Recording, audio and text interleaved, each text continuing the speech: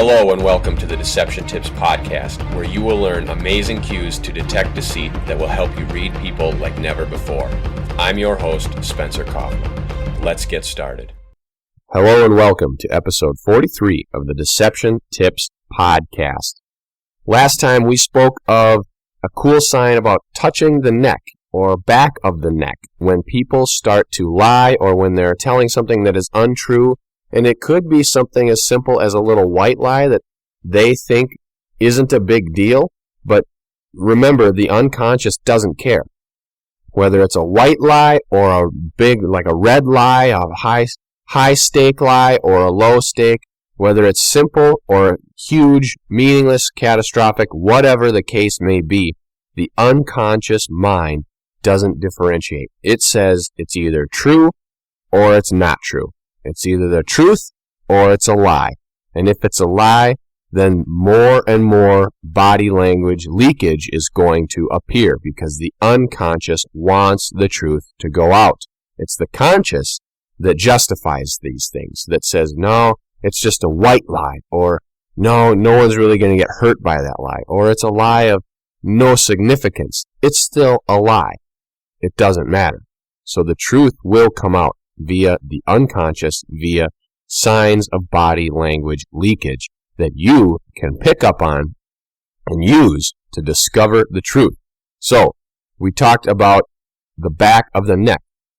When liars say these words, oftentimes they'll reach their hand and put it on the back of their neck. You see this all the time, sometimes in movies and in other situations. Usually it's around like a politics or political meetings, like city council meetings, stuff like that, where people are all kind of together in those rooms and they're asking questions, they're talking, there's a panel, and they're up in the front of the room behind their little podiums or desks or whatever, and everybody else is kind of in the stands or in the seating area, and one person or two people are talking, kind of like a courtroom situation, that type of a visual.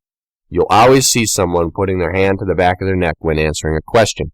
This is done to sort of massage away that tension and stress. Remember, we talk about that a lot. Stress and tension. Anytime someone is telling a lie, that stress level and that tension level is absolutely through the roof.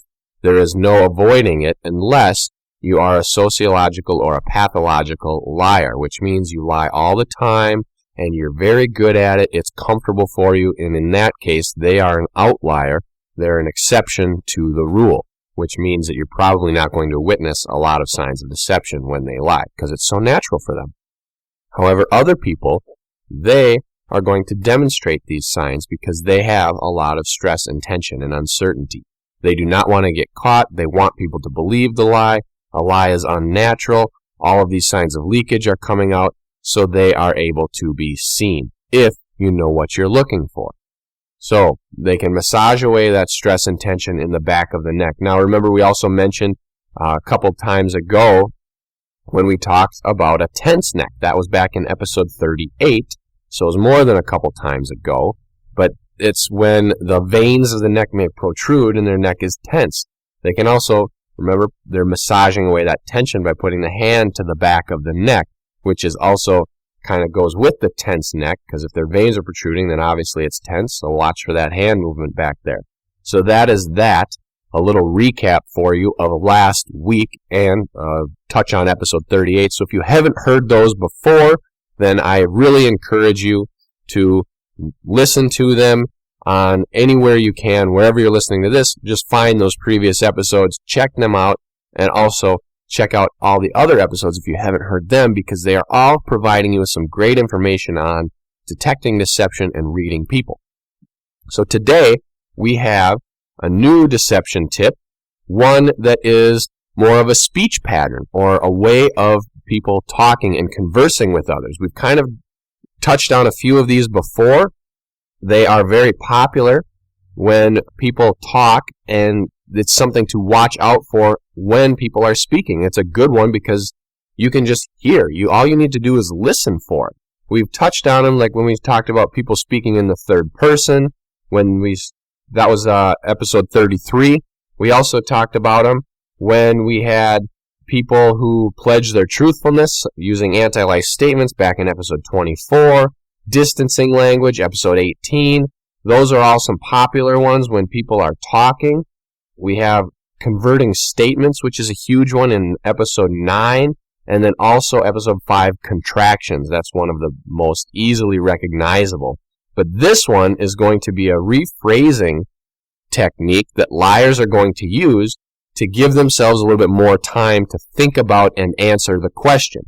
So here it is, deception tip number 43. A liar may hesitate or use stalling tactics, such as asking for the question to be repeated or rephrased. Here it is again, deception tip 43. A liar may hesitate or use stalling tactics, such as asking for the question to be repeated or rephrased. So what does this mean? Well, it's very, very simple. Basically, you see it when people are trying to answer something that is a little bit uncomfortable for them. Usually it results to a direct question or explain yourself, such as when someone might be needing an excuse, when they have either done something or when they've been accused of doing something. Usually, though, if they've merely been accused of doing it, they're going to respond immediately. They're going to be upset. They're going to respond. They're going to defend themselves right away. So that kind of is a little side note or a little bonus tip that you can use when detecting deception. If you think or suspect a couple different people may have stolen your money or something, you accuse them both, separately of course, and whoever responds the quickest and defends himself faster, keep an eye on them. Now, this isn't always true, but it might be true most of the time. Obviously, you're going to need to look for other patterns and clusters of behavior, but when people generally respond right away and defend themselves, most of the time it is because they are innocent and they want to convince you, they want to profess that. However, a liar is probably going to be a little bit more dynamic and a little bit more fluid in terms of they are going to have like a strategy, or they're going to have like a plan of attack to convince you they didn't steal your money. They're going to have an alibi lined up. They're going to be convincing. They are going to be a little bit more methodical. Now, that's only if they've prepared that lie and anticipated that they are going to be accused. If it's on the spot or spontaneous, then they may not know what to say, which then maybe they will use this, rephrase the question or repeat the question. So we're going to talk a lot more about this coming up right after this. Have you ever went to purchase a vehicle or appliance and weren't really sure if the salesman was telling the truth? Now there's a book that will help you spot the telltale signs of lying. It's Spencer Kaufman's A Guide to Deception. Grab your copy today on SpencerKaufman.com or any major retailer.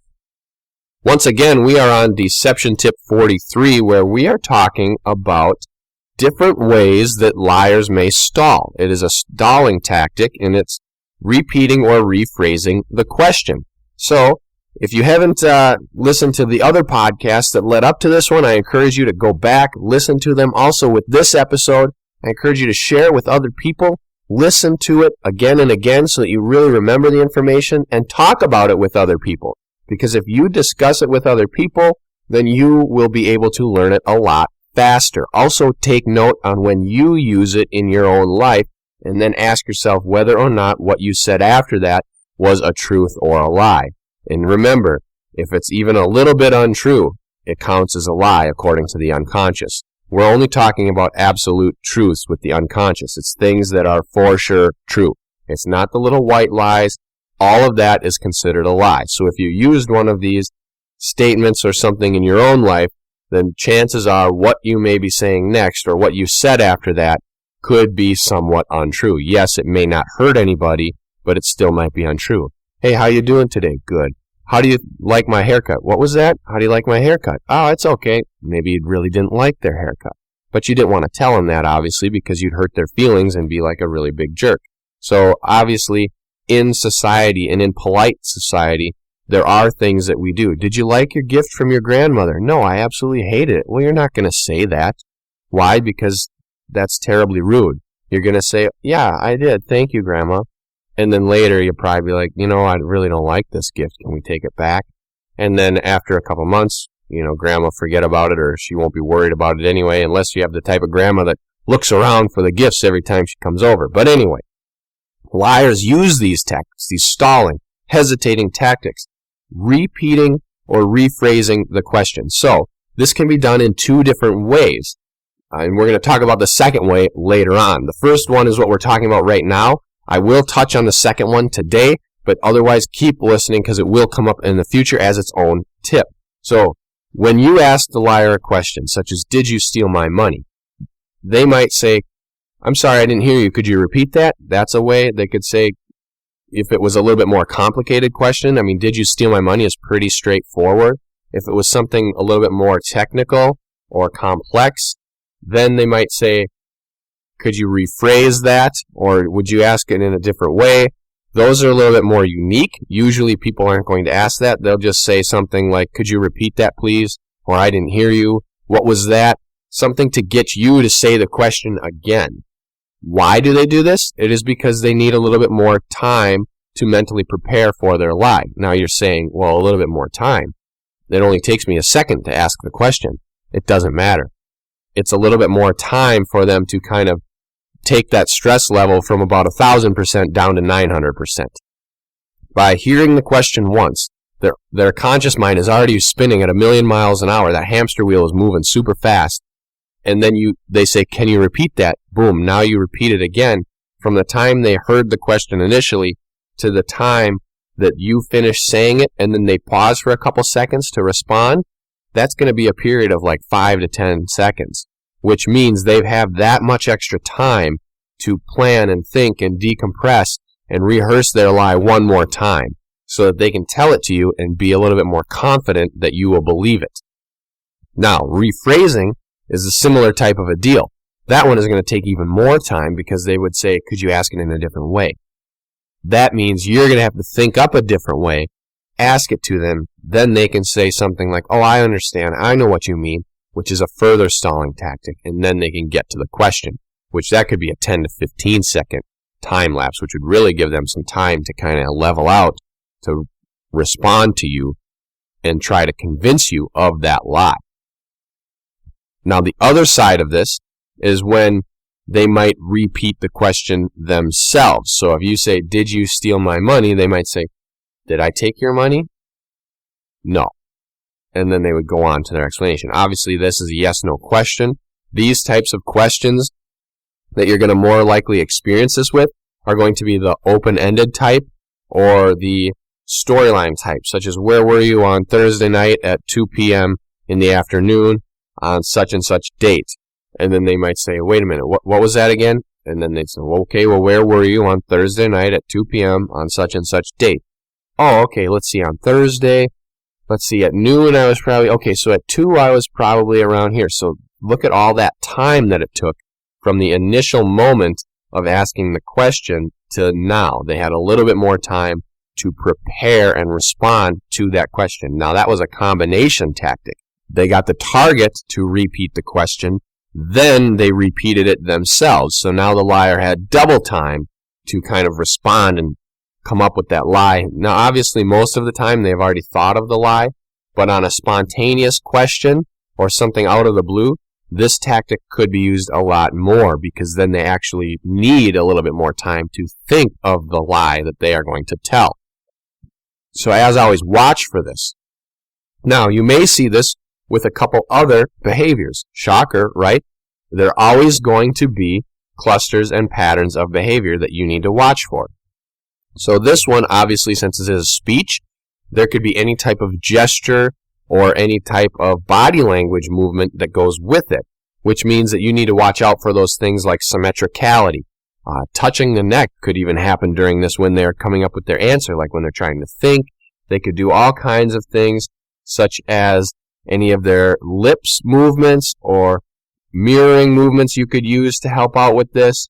Certain things like stepping backwards, locking the ankles, watch out for their eye contact, stuff like that. All of those little things that we've talked about before that are behavioral, because usually they're not going to use multiple verbal signs at once. Now, they may stack them up, such as asking for the question to be repeated, then saying it again themselves, which is kind of two signs. Plus, you could watch out for any other signs of body language, such as physical movements that go along with that. And as always, you can kind of stack the deck, so you could set them up for those movements, such as having them prepare coffee while asking them this question. Remember, we talked about that way back in episode 4, physical tasks. So you can use all of these and try to get them to do as many as possible to see whether or not they really are telling the truth. Once again, I want to thank you for listening to the Deception Tips podcast. Remember to share it with your friends, subscribe to the feed, check out the Deception Tips blog, also the Deception Tips videos, take a look at my books, and as always, tune in next week for a new Deception Tip.